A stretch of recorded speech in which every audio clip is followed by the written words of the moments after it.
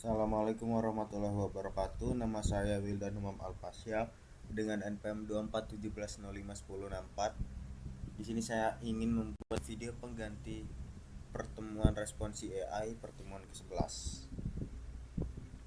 dengan materi expert system. Kita langsung saja. Nah, sistem pakar atau expert system adalah sebuah program komputer atau sistem informasi yang dirancang untuk meniru proses pengambilan keputusan seorang pakar manusia dalam bidang tertentu. Sistem pakar merupakan bagian dari kecerdasan buatan yang bertujuan memberikan solusi atau rekomendasi yang spesifik berdasarkan pengetahuan yang diperoleh. Sistem pakar bekerja dengan menggabungkan pengetahuan dari para ahli dengan algoritma tertentu. Pengetahuan tersebut disimpan dalam knowledge base yang berisi fakta, aturan, dan prosedur. Kemudian diproses menggunakan inference engine yang berfungsi untuk melakukan proses penalaran, yaitu mencocokkan fakta dengan aturan yang ada sehingga dapat menghasilkan kesimpulan atau keputusan. Sistem pakar telah banyak digunakan di berbagai bidang, seperti medis, hukum, dan keuangan. Keunggulan utamanya adalah kemampuannya dalam memberikan keputusan secara cepat, konsisten, dan akurat berdasarkan data dan informasi yang tersedia. Tujuan sistem pakar yang pertama meningkatkan akurasi keputusan.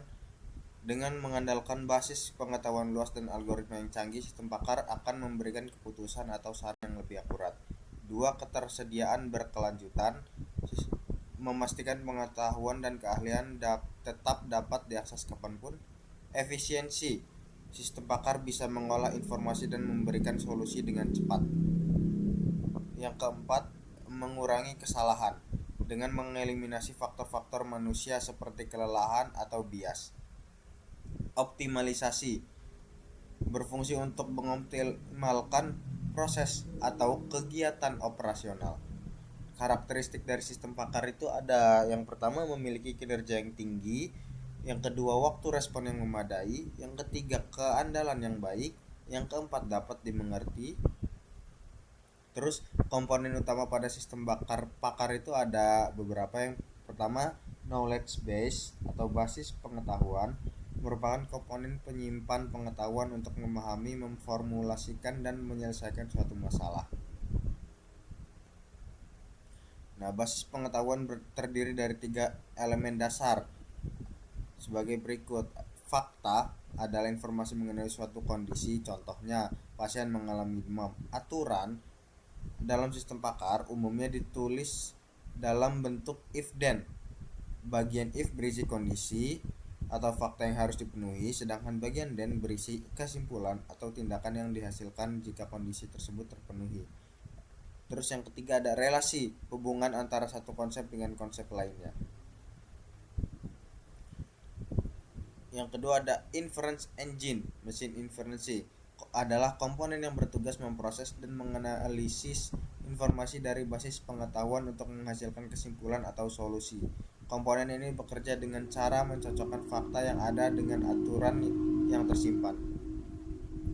Terdapat dua pendekatan yang digunakan mesin inferensi, yaitu forward chaining dan backward chaining. Forward chaining adalah pendekatan berbasis data. Pelacakan dimulai dari fakta atau gejala yang ada, lalu bergerak maju untuk menghasilkan kesimpulan. Backward chaining merupakan pendekatan berbasis tujuan. Nah, pelacakannya dimulai dari sebuah dugaan atau tujuan lalu bergerak mundur untuk mencari fakta-fakta yang mendukung.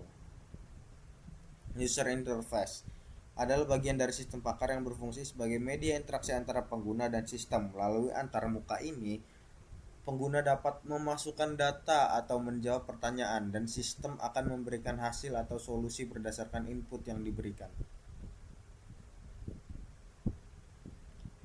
Prinsip kerja sistem pakar.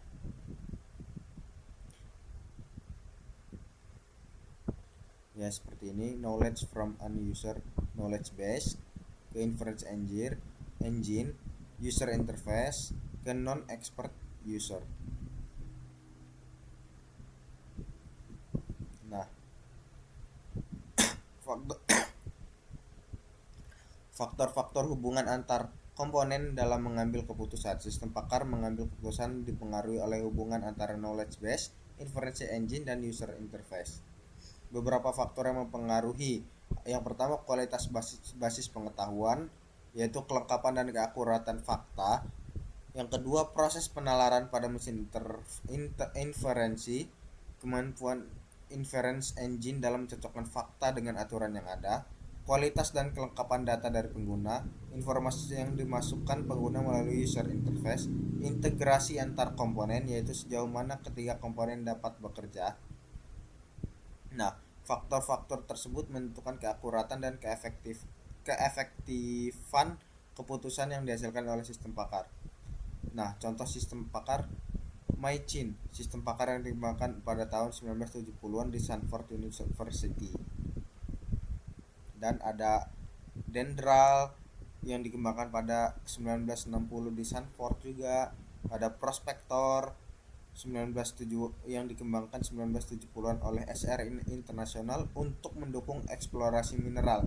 Nah, sistem ini menggunakan rule based system dalam menganalisis data geologi seperti sampel tanah dan formulasi batuan untuk memprediksi keberadaan deposit mineral berharga.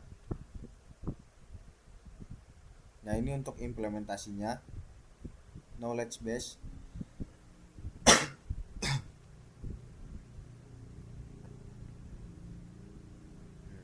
Ini inference engine forward chaining, ini backward chaining, dan user interface.